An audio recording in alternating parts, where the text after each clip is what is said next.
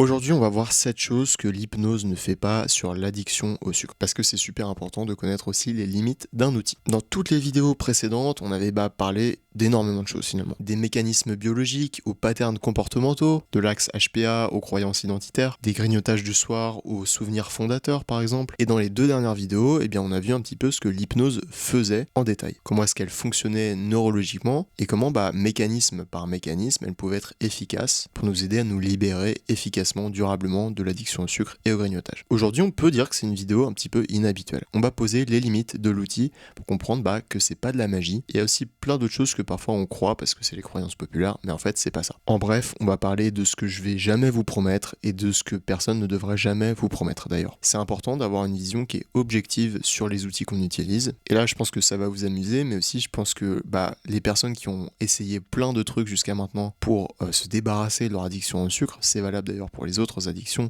le tabac, l'alcool, tous ces trucs-là, ces personnes-là, elles ont un radar au bullshit, je dirais, qui est particulièrement aiguisé. Puisque, il y a des personnes qui leur ont promis tout et n'importe quoi. Elles sont un petit peu fatiguées, à raison, de tout ce qu'on a pu leur dire, en fait. Ce radar au bullshit, entre guillemets, elles l'ont développé à force de répétition, tout simplement, à force de déception, à force de promesses non tenues, de méthodes qui ne fonctionnaient pas. Même si, là, on l'avait vu, l'hypnose est quand même particulièrement efficace, et ça a été prouvé par les études scientifiques sur l'addiction au sucre et toutes les addictions même en général, c'est important de poser quand même des limites concrètes et objectives. Avant de passer au cœur de la vidéo, comme d'habitude, je vais me présenter très rapidement. Donc je m'appelle Balthazar, je suis hypnothérapeute, mais avant tout, je suis un ancien addict au sucre. Je connais très bien ce sentiment de perte de contrôle et de culpabilité après chaque craquage, parce que je l'ai vécu moi-même de l'intérieur. Aujourd'hui, ma mission, c'est un petit peu de vous accompagner, de vous aider sur ce chemin-là, pour vous libérer de l'addiction au sucre durablement, ces grignotages, comme je l'ai fait en accompagnement individuel avec des dizaines et des dizaines de personnes. Alors si vous voulez qu'on regarde ensemble votre situation spécifique, parce qu'évidemment chaque personne est différente, vous pouvez réserver un diagnostic de 45 minutes, donc ça sera vous et moi au téléphone. Cet appel, il est gratuit, il est sans engagement, il nous permettra tous les deux d'y voir un petit peu plus clair sur votre situation. Et ça me permettra de vous dire si je peux vous aider ou si je peux pas vous aider. Et si je ne peux pas vous aider, je vous orienterai vers ce qui me semble la bonne solution pour vous. En tout cas, le lien, il est ci-dessous. Première chose que l'hypnose ne fait pas, l'hypnose n'efface pas le passé. Non seulement elle n'efface pas votre passé, mais elle n'efface pas votre mémoire non plus. Ça me fait sourire parce que ça peut paraître un petit peu évident, mais c'est important de le préciser quand même. Vos souvenirs, votre mémoire, votre expérience, vos expériences en général restent. Tout ce qui s'est passé en gros dans votre vie, ça reste en fait. Ça reste tel quel. Ce que l'hypnose va changer dans l'histoire, c'est le rapport que vous avez à ces expériences. Je m'explique. Quand on pense à un souvenir, on n'y pense jamais objectivement. D'ailleurs, ce genre d'objectivité à l'échelle individuelle, elle est impossible. On voit le monde et nos expériences de tous les jours à travers nos yeux. On sent avec nos mains et on entend avec nos oreilles. Et on interprète tout ça avec notre cerveau. Et notre cerveau, on l'a vu, c'est des croyances, c'est des automatismes, c'est une identité. On a aussi tous un environnement différent qui influence toutes ces croyances, qui influence notre identité, etc. Bref, en fait, tout ce qui nous arrive, on l'interprète non seulement avec nos sens, mais aussi avec des croyances, avec une identité. Et tout ça, ça influence énormément les choses. L'objectivité absolue n'existe pas, on est tous dans une subjectivité par rapport à nous-mêmes. Et ça influence le sens compris ces événements en fait dans notre passé ou dans notre présent même, et ça influence aussi le poids qu'elles portent un petit peu sur nous aujourd'hui. En gros, pour simplifier les choses, en hypnose on agit sur la manière dont vous prenez les choses, et vu qu'on l'a vu, toute expérience humaine elle est subjective, en fait on peut agir que sur cet aspect là, que sur nos représentations internes.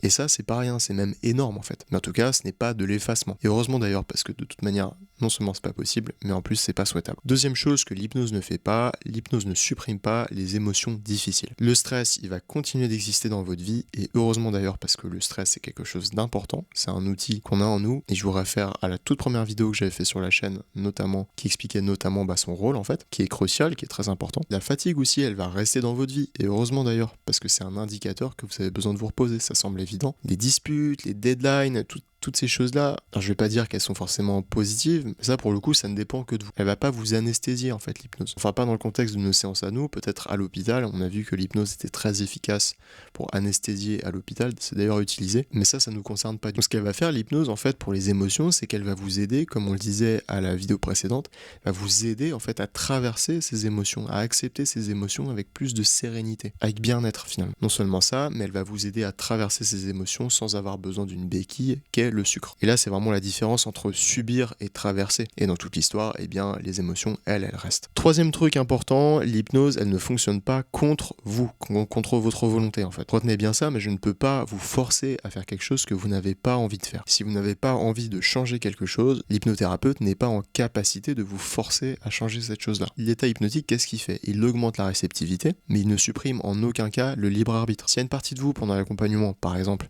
qui n'est vraiment pas prête, qui nage complètement à contre-courant, ou qui, par exemple, essaie de faire de l'auto-sabotage, le travail, il sera superficiel. Évidemment, si vous avez vraiment envie de changer les choses, je vais vous aider. La motivation, elle est importante, elle doit être réelle. Évidemment, elle n'a pas à être parfaite. On avait parlé d'ailleurs de cette ambivalence dans ma 9e vidéo, il me semble. Cette ambivalence entre j'ai envie de quelque chose et en même temps ce pessimisme parfois de ça ne va pas fonctionner, etc. Bon, cette ambivalence, on avait dit qu'elle était normale, mais vous, dans un premier temps, il faut que vous soyez vraiment motivé à changer. Parce que moi, je pourrais pas l'être à votre place. Vous pouvez vous poser la question réellement, honnêtement, est-ce que j'ai vraiment envie d'arrêter le sucre et les grignotages? Petite parenthèse, mais votre objectif, c'est peut-être pas forcément d'arrêter totalement.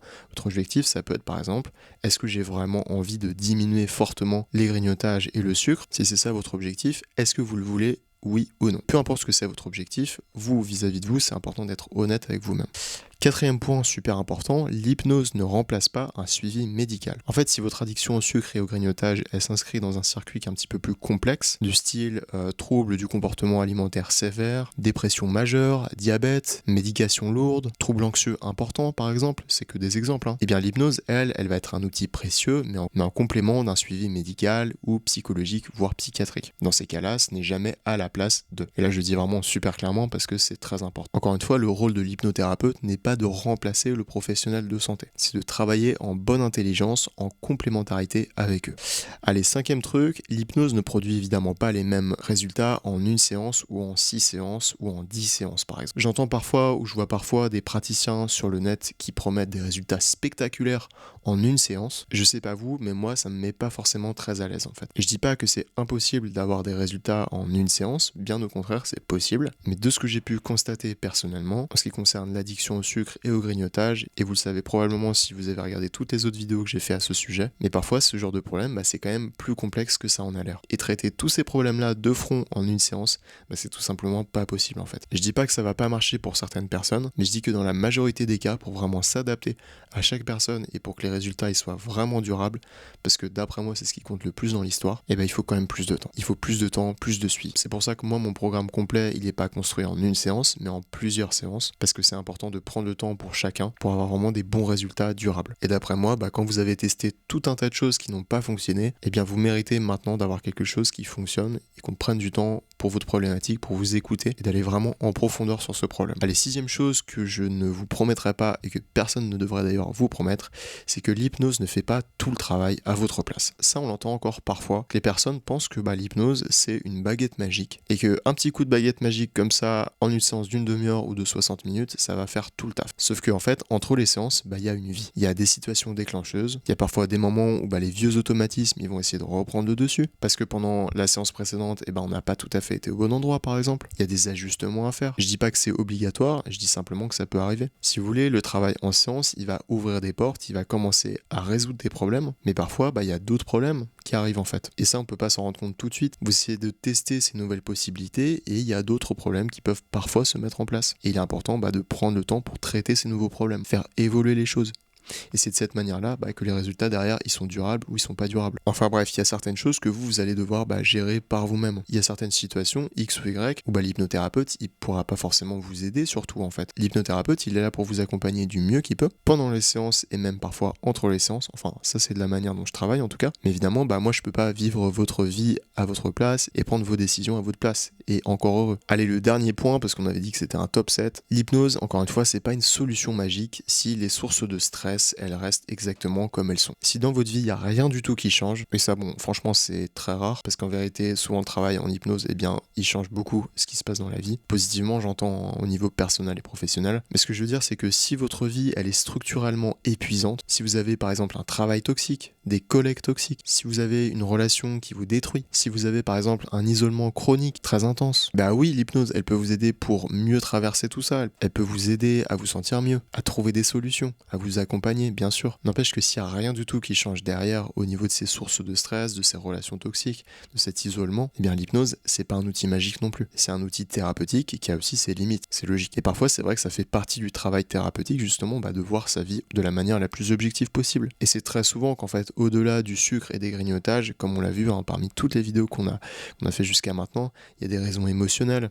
C'est très intriqué en fait à notre vie personnelle, à notre vie sentimentale. Eh bien, il y a des choses en fait qui changent au-delà du sucre, au-delà de notre rapport au sucre, c'est notre rapport aux gens souvent, notre rapport à nous-mêmes, notre rapport à nos émotions. C'est pour ça que c'est un travail aussi passionnant et aussi profond. Mon accompagnement en hypnose, il va vous aider à gérer tout ça, bien évidemment. Mais vous avez aussi votre part du travail. Allez, maintenant pour terminer, pourquoi est-ce que je vous dis tout ça? Ça pourrait paraître un petit peu contre-intuitif de faire une vidéo sur les limites de l'hypnose, les limites du travail qu'on va faire ensemble. Et pourtant, je pense que cette liste-là, ce petit top 7 là qu'on a fait ensemble, eh bien, il vous rassure d'une certaine manière. Si vous êtes un petit peu comme d'autres personnes que j'ai pu entendre au téléphone, eh bien, vous en avez un petit peu marre en fait. Des promesses intenables, des solutions magiques, des pilules un petit peu placebo que vous allez manger, etc.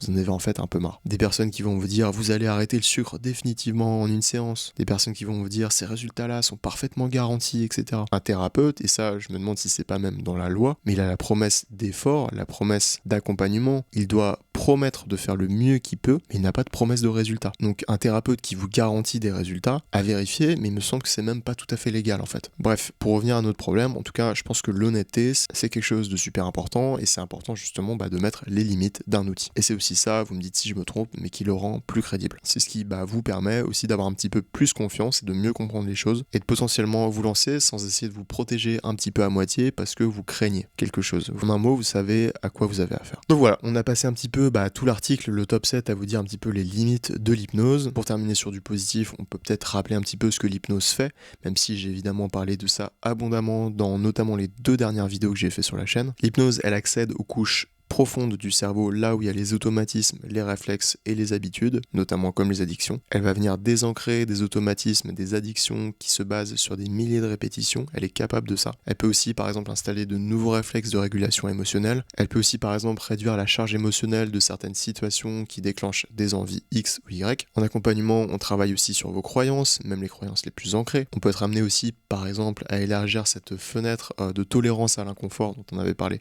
dans la vidéo précédente. Bon, je vais pas faire toute la liste, mais en tout cas, pour résumer, tout ça, on peut le faire, mais on le fait pas en une séance. Tout ça, on peut le faire, mais on le fait pas sans votre participation, et on le fait pas non plus sans effort de votre part entre les séances. Parce qu'on peut parler en fait d'alliance thérapeutique, c'est avant tout une relation de collaboration entre le client et le thérapeute. Et ça, je pense que c'est quand même des bases assez saines. Mais de ce que les études ont constaté et de ce que je peux moi-même constater en accompagnement, l'hypnose, elle est efficace contre l'addiction au sucre et les grignotages. On travaille à notre rythme et en profondeur, et c'est ça qui la rend efficace. Et quand le travail, il est fait, il est bien fait, et ce à quoi on arrive, ça n'a pas de prix, c'est la liberté. Pas de privation, pas de restriction permanente, pas de prise de tête, pas de surveillance à chaque repas, toute la journée, qui est tous ces phénomènes qui sont juste épuisants en fait. C'est la liberté. La liberté par exemple de rentrer chez soi, de passer devant la boulangerie et de même pas avoir envie de sucre, de pouvoir juste vivre à ce moment-là tranquillement. Ça peut être rentrer chez soi, passer un moment devant la télé par exemple, ou regarder une série sans forcément se jeter sur un paquet de gâteaux ou un paquet de chips. Avoir cette liberté-là. Ça peut être traverser une journée difficile émotionnellement, stressante, sans pour autant compenser par tout un tas de sucreries par ailleurs. En fait, en un mot, vous sortez de la lutte et vous n'êtes plus en guerre contre vous-même. Et ça, chacun pense ce qu'il veut. Moi, je trouve que ça n'a pas de prix en tout cas. Avant de vous souhaiter une bonne journée, moi j'aimerais vous inviter à aller voir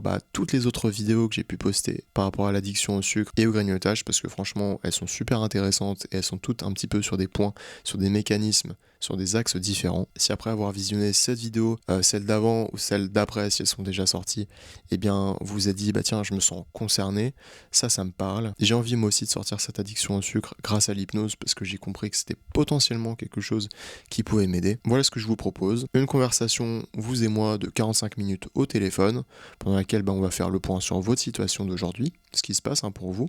Concrètement, honnêtement, ce que vous avez envie de faire, donc votre objectif, et puis de voir ensemble si mon accompagnement c'est quelque chose qui peut vous convenir aujourd'hui à votre situation, et si parfois ça arrive aussi, si mon accompagnement n'est pas quelque chose qui peut vous convenir, je vous le dirai et je vous orienterai vers quelque chose qui me semble plus adapté. Je le précise, mais cet appel il est gratuit et il est sans engagement de votre part comme de la mienne. Voilà, aujourd'hui si vous vous sentez prêt ou prête à essayer quelque chose justement qui a fonctionné pour plein de personnes, et je vous invite à réserver votre créneau ci-dessous, il suffit juste de cliquer dans le petit lien, et si vous n'êtes pas prêt, ou pas prête, et bah il n'y a pas de souci, vous pourrez revenir plus tard, je pense que les vidéos de la chaîne elles seront toujours là, et moi je serai toujours là aussi. Je vous souhaite une très bonne journée, une très bonne semaine, et puis je vous dis à la prochaine.